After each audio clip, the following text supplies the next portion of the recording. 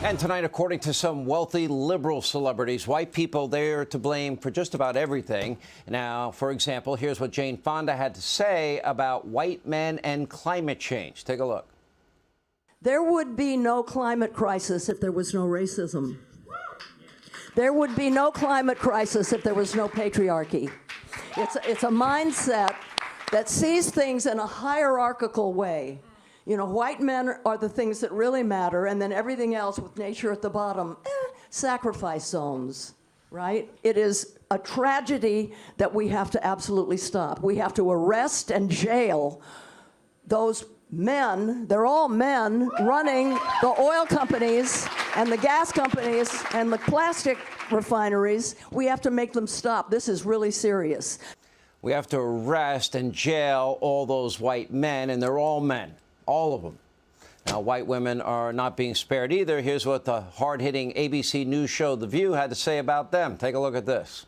I think that women, white women in particular, want to protect the patriarchy here because it's to their benefit. Yeah. They want to make sure that their husbands do well. They want to make sure that their sons do well. They want to make sure that their children do well. And they want to make sure that they do well. Most of the women in some of these studies are married white women, and they do fall in line with what their husbands are doing, how their husbands are voting.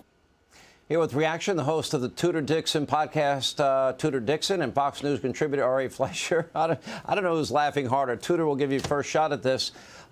We have only between 7 and 8 years to cut our use of fossil fuels in half.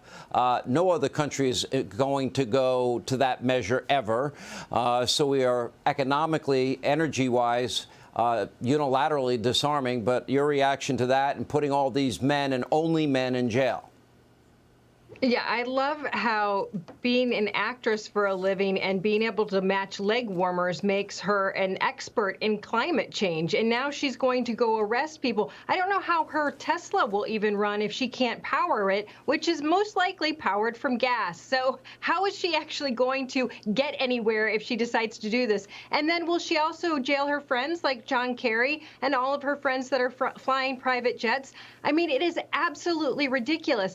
And on The View, I remember a time when Barbara Walters was on there and she would have looked at them and said, we need to have the viewpoint from all women. The last time I checked, women on the Republican side were never being forced. In fact, I will go as far as to say, my husband did not drag me out of the house by the hair and say, run for office, woman, and do it for the patriarchy. This is ridiculous. You know, I thought the Flintstones was over. We have to arrest these men, and they're all white men, Ari. That means you're going to jail, and so am I. Send us away, Sean. You know, I love this. I love the fact that these people can still speak like this because it's a reminder of just how bad extreme liberals can be. And I have to point out that even at the Cannes Film Festival where Jane Fonda spoke, she got muted applause. Most people there recognized lunacy when they heard it. Look, identity politics is killing America. The notion that we should judge one another on the basis of whether we're male or female or white or black or Hispanic or anything else, this is the disease inside the Democratic Party. They're taking the beautiful phrase, e pluribus unum, and abolishing the unum, the unity that has made us a great country. And they only want to focus on the pluribus, the many, and they use it in a derogatory way against white men. This is killing the Democrats, and that's why they've lost all the rural vote. They're increasingly vulnerable in the suburbs, and I hope they keep doing it.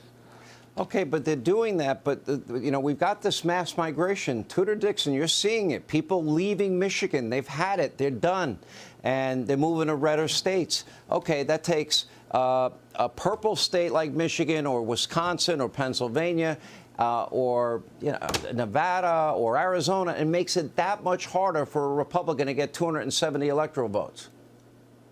Yeah, it makes it a purple state, a blue state, and it also destroys the state. I mean, we had Gretchen Whitmer just last week talking about what she was planning to do. I think actually it was earlier this week to try to increase population because we are bleeding population. We have no people left here. We have no businesses left here. So it is devastating. But I think it's good that they continue to go out and say this because they're being very honest now. They're being very open with these ridiculous comments about putting people in jail. And it is going to help Republicans.